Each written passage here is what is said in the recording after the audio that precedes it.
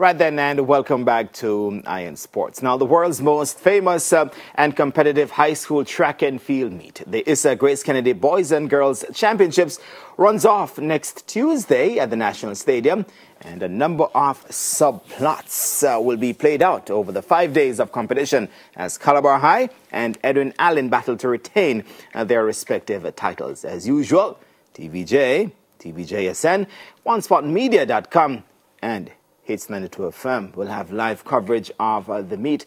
And three members of our team, our broadcast team for Champs, joins us on Eye On Sports to preview Champs this evening. Shoshana McGowan, let's go with the ladies first. Jordan Fort and Dwayne Extall. No strangers to the public and no strangers to Eye On Sports. All right. Okay, welcome to Eye On Sports, lady and gentlemen. Thank you very much. All right, let me get straight to it. Looking ahead now.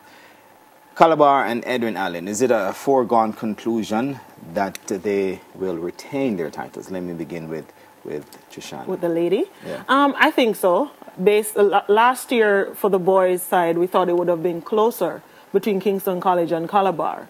However, we saw what happened. Calabar won by 3 points.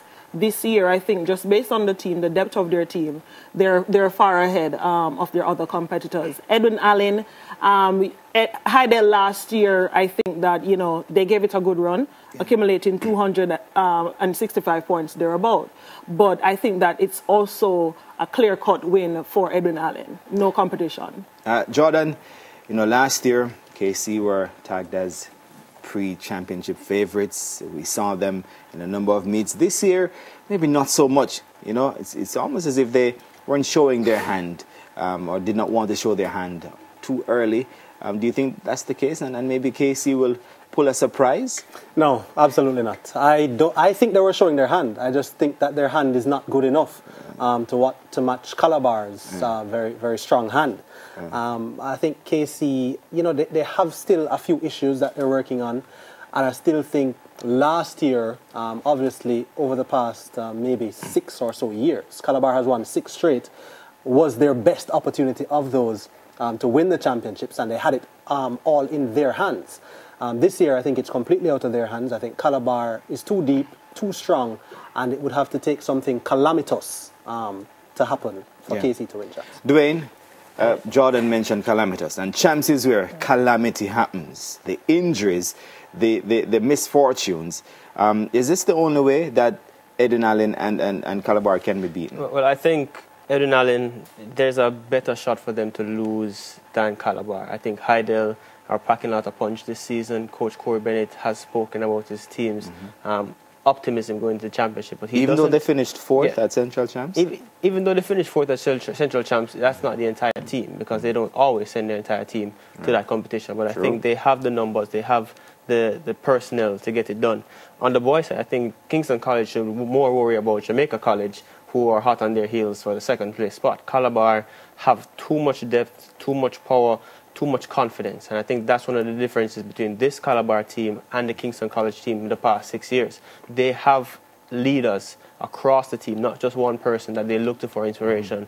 But say, for instance, Chris Taylor doesn't compete. They have Anthony Carpenter, Deja Russell, Michael Stevens, and company, Kimara Farquharson. All those guys, they have championship experience. So when you have a group of guys, 10 to 12, then it's not going to be impossible for them to win. Stay with me. Calabar is speaking of 7th heaven, right? Their 7th straight title. But let's say the cards don't play out as they want to. Are they being overconfident? No, that's one thing that I have not seen from this Calabar unit. Overconfidence isn't an issue because Michael Clark has been there before. He knows how to get them ready mentally, and I'm sure he tells these guys, we know favorites. Nothing can be allowed to slip. Unlike last year, when he rallied them from a 100-point deficit that they went to the champs with. It's not easy to do that, but they've done it so many times. He's done it at different schools. So these boys, regardless of what happens, if they have a misfortune, they will bounce back at championship. We've seen other schools not being able to do that. And we're going to be looking at some of the athletes that should be taking the spotlight. But looking at the teams still, KC and let's say Heidel and others, they'll be hoping that other teams can steal points, right? Is this their best shot? And which are some of the teams, Trishana, that could steal valuable points from someone like Calabar? I don't think it's so much as stealing points, because every coach coming into a championship, your job is to calculate hits and misses. So if I'm calculating 2 athletes to get to that final and giving me, say, about 15 points, or worst case scenario, 12 points, that's your job. However, I think some of the schools that people could look for would be on the boys' side, Petersfield High School. I do enjoy watching Petersfield. Excelsior. Second and Western Chance. Exactly. I love watching Excelsior. I think Coach David Riley has managed to do such a good job there. You know, we can see them coming in, taking points where people maybe not expect that. So I think of maybe all the schools, you know, you can look for that. Rhodes Hall, if it's even the fact that they're coming for 9 points, they're looking for those 9 points. If they're coming for 7, they want that 7 points. And I think that those are some of the schools on the section of the boys. The girls, you'll find maybe Spalding's, for example, coming in to get a sprint medley. That's major points for them, where another school would maybe want those points, or maybe Edwin Allen won't get that.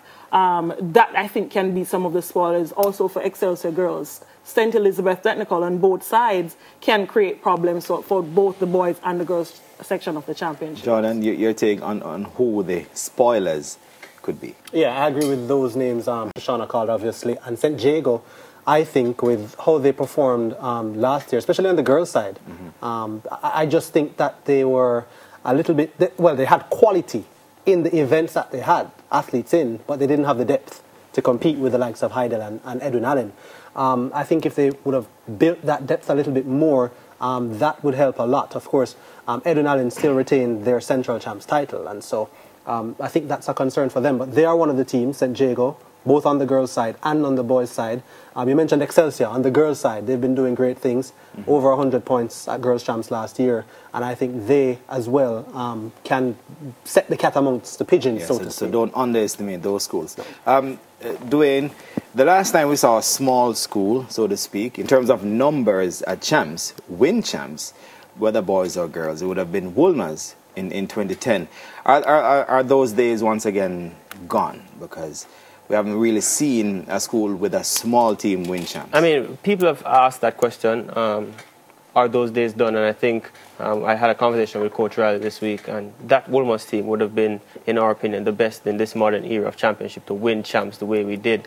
And I think it's going to be difficult for any school to accomplish that because of the way recruiting is set up, the way different schools, the numbers that they go to championships with. Schools like ourselves, Woolmer's, Jamaica College, they did it with a much smaller team, not much smaller than ours, but a small team when they won in 2011. So it's not impossible, it's not a foregone conclusion that the team with 110 people will win. It's all about how coaches strategize, how athletes are prepared. Because even I remember our championship, we had athletes doing 3-4 events because we could have maximized in those events. No, it's... There are restrictions on that. Yeah, there are restrictions. And the event is so stretched because it's full of quality. I think about the girls' side, as we were talking about, Excelsior going for top 5. You know, so it's not a matter of stealing points anymore because no one goes in with points. You're going for points that you want for yourself. So it's not about, you know, this school coming to take points from whoever. They're coming for their own goals. All right, so that's the end of the semi-final round. When we come back, we head into the final round, and let's see if these three make the final. Soon come. Lots more here on Eye On Sports.